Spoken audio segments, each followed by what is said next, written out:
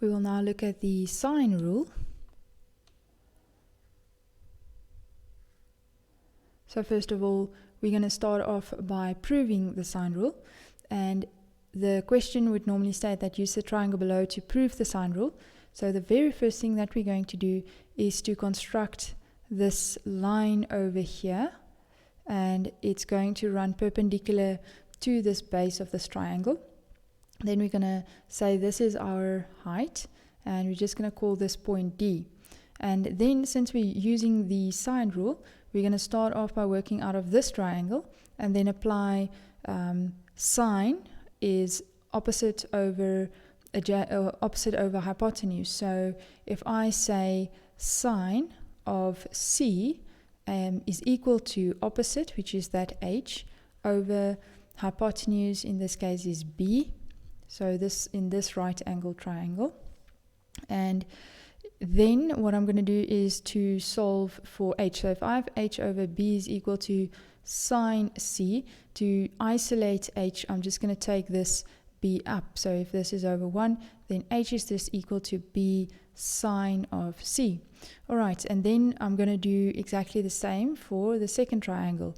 Now working out of this angle over here, I'm going to say that sine of B is equal to, that's opposite over adjacent, so that's going to be H over, opposite over hypotenuse, so that's going to be H over C, and H over C is equal to sine B, so solving for H or isolating H, I'm just going to take the C up, so H is then equal to C sine B.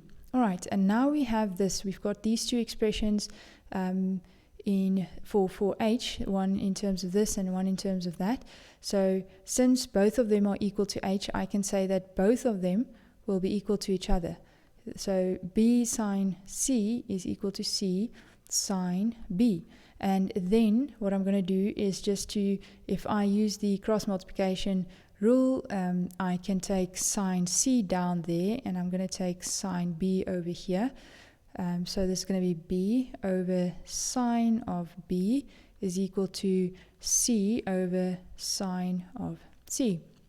And here we've proved half of the sine rule. So now we don't have to redo everything. We can just going to say that similarly, it can be shown that A over sine A is equal to B over sine B. So therefore, A over sine A is equal to B over sine B is equal to C over sine C. And then we've proved it.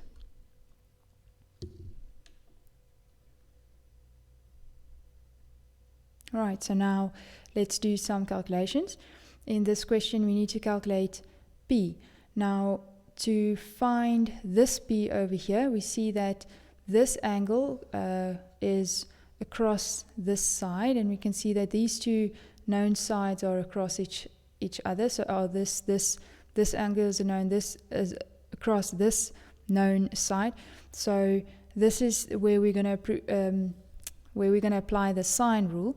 And what we're going to do is we're going to say we want to find P. So I'm going to say that P over sine of angle P is equal to Q over sine of angle Q. And then I'm going to substitute in my value. So I have P over sine of which is 57 degrees equals to Q, which is 4,9 over sine of 69. Then to isolate P, I'm going to take this sine 57 up. So P is equal to 4,9 sine of 57 over sine of 69. So that's degrees. And then we just put this into the calculator. We've got our fraction, then 4.9 multiplied by sine of 57 over sine of 69. So this is equal to 4,40 if I round it off to 2 decimal places. So 4,40.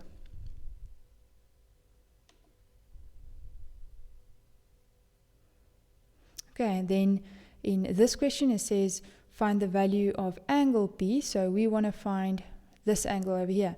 And what we're given is we're given this side and this angle, and they cross from each other.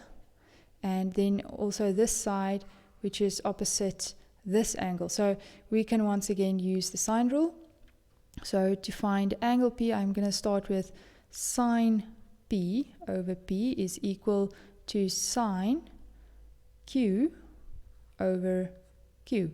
And then to substitute my known values, I've got sine P over P is 4 equals to sine, and Q is 48 over 5. Then I'm going to take this 4 up.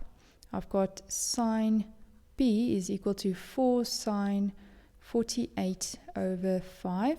And then to calculate this P over here, I'm going to take the inverse of sine. So this is angle P, then the inverse of sine of 4 sine 48 over 5.